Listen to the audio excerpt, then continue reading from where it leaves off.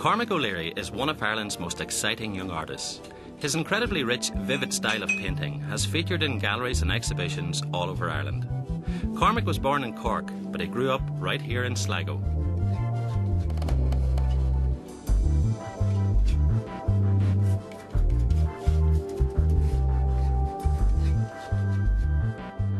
So when did the interest in painting start, Cormac? Well, I suppose it was a natural thing with me. I grew up in a house of paintings, and my father was an artist. So painting was around, and it seemed like a completely natural part of our family life. Did you go to art college then? Yeah, I studied here in Sligo, and that was great because you had access to visiting artists coming in and local artists living around, and you also could get out into the landscape and doing sketches. And Ben Bulbin seems to feature a lot in the paintings. yeah, it's like something that's there from the early years, and it stays with you, and that shape is so powerful. I think it's the texture as well, and it's a great excuse to do all sorts of different things with the paints. Well, there's other things there I noticed around the studio, you know, different themes. You have some figurative work and then you have other more colourful work. What type of themes do you work in? Well, it depends, I suppose, on you go in different directions. You have certain sort of obsessions that you work over, and what I tend to do is pick a theme, say the mountains at the moment, and work on that. I did a series of nude studies, and I suppose you just go through periods of time where that image is interesting, and I was interested in a painter called William Scott as well, who's an Irish painter who did a lot of work where the nude study would become almost part of the landscape, the shapes in the nude. Well, you have a lot of greens and blues of Ireland, but then there are a lot of very colourful paintings here as well. Where do they come from? They were actually from a trip to Malta, just a brief trip, but I mean, often just a glimpse of somewhere completely different can refresh the palette, and the colours change completely, and it's great. It's very refreshing to use yellows and burnt ochres and those kind of colours and get away from the familiar. It can be quite exciting. I usually start out with a quick sketch with the brush and then layer it over with the palette knife. You use the sketches then as a basis for the painting? Yeah, they start out as the basis, but then as you work into the painting, something happens. I suppose the paint takes over and it goes off in another direction. It can often end up very, very different to the image you started out with. Is it mostly all oils you're working in? Yeah, I like to just keep adding layers and layers to the paintings and build up a nice texture, a very tactile sort of texture. And I enjoy using the paint, the actual materials, working with the substance of the paint and scratching it and leaving the other layers. It's the kind of thing that you see when you look around at the landscape. You see these layers underneath, old marks, landmarks, and it's nice to work that into the painting as well. Now, looking at your painting surface, it's like a canvas paper. Is there any reason for using that? It's quite easy to use, and it's a lovely texture, actually. I like the texture of the paper, and it endures an awful lot. It can take an awful lot of work. It takes a lot of paint, and it's quite durable too. There seems to be a lot of blocking as well, you know, where you're simplifying the actual scene itself and using blocks to exaggerate the actual forms. Yeah, I like to just break down the image. I suppose there's just so many details in nature, it's impossible to translate it. So I simplify it, really.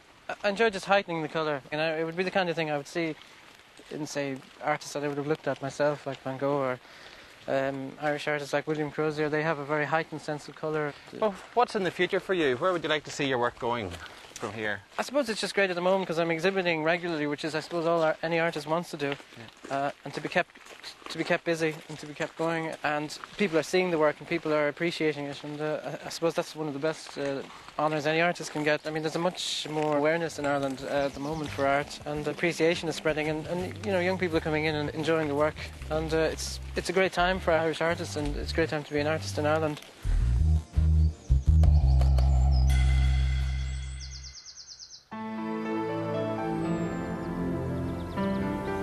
I've taken Toyah to one of Yates' favourite parts of Sligo, Glencarlough. If it fired the imagination of Ireland's greatest poet, it's going to do wonders for this watercolour. Toyah, this is Yates' country. W.B. Yeats got most of his inspiration for a lot of his work from looking at that scene. Is it going to inspire you today? Oh, it definitely will, yeah. I mean, it is now. It's fantastic. Just look at that mountain. Isn't it a beautiful mountain to paint? That lovely, more or less like Napoleon's nose as it comes out of the edge of the mountain. It gives it a great profile against that light sky. So how do you think you're going to handle it? Well, initially you think, OK, it's just a mountain and some water, very simple, but it's not. I mean, the textures are quite complex, so I don't know. Right. Well, the first thing I want you to do is put in the line where the water cuts off, and that line is always going to be level. But why is it level? There's perspective, surely. Yeah, but you see, that's a common fault with a lot of people who start to sketch. They look at that there and they think they should be drawing it in an arch shape, the water line. But if you hold that pencil along the edge of the water, you see the way the water lies flat. Yeah, that's amazing, because I draw it almost like a pyramid level, kind of widening out towards us. Well, that's the thing, you see, the water must lie flat, otherwise it would fall out of the lake. Now, you can see there that the land starts rising up slightly above the water line and just gradually climbs, and then it starts going up. You see the edge of the mountain there starts rising until it comes to about there. Okay. Off you go. So if you just bring that line up, and then remember that there's a cliff there as well. Right, just bring it up straight now and back in again, and then up again to that nub on the top. That's it. Lovely. Now bring it back across here. It's level. It starts leveling out, and then it rises up again. Gosh, it's all about observation, isn't it? Well, you see, sketching or drawing is about 90% observation and 10% skill. And whenever you start to draw and paint what you see and not what you think you see, then things become a lot easier. But you have to re-educate yourself to see, don't you? You do. You must look at things, because you have to try and get the thing as close to what you're really looking at. Yeah. Down on paper. Now look at that cliff face. It comes down like that. You know, you can actually see the edging on it there.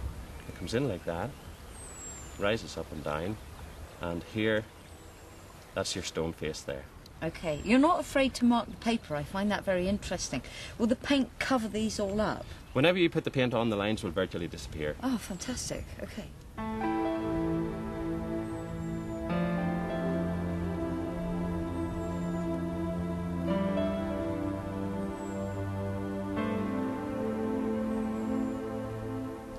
Now you can see, Toyah, that the flat line has given you the edge. You know, it has more or less broken the painting up in two. So you have the water here, the sky there, and the mountain in between. It still doesn't look flat, though. It's a clever... Yeah, it looks right. You know, it looks as if it's the way it should be. Yeah.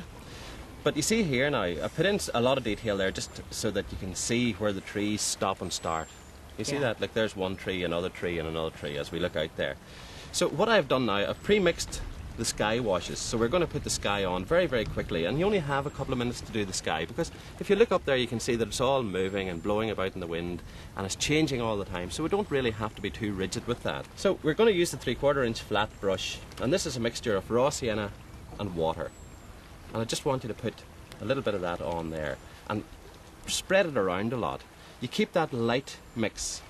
Let me give you more paint. You hear the brush scratching? Yes. Whenever you hear the brush scratching, that means it's empty.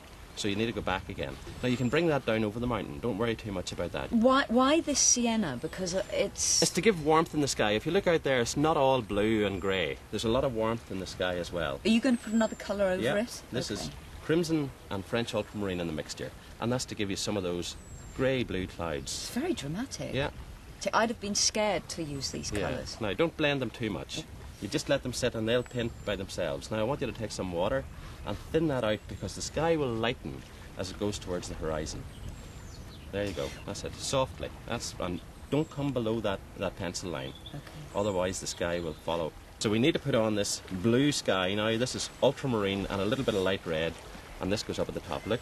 Gosh, it's just so dramatic again. I mean, you've got to be so brave and confident. Oh, look at that. You see what's happening? Look. Now. You make it so easy. Now, watch this here. I want you to put a cloud there. Look. Yeah. Just let the paint come out of the brush. The paper, now that it's damp, will pull the paint from the brush. Yeah. And you see the way it bleeds through.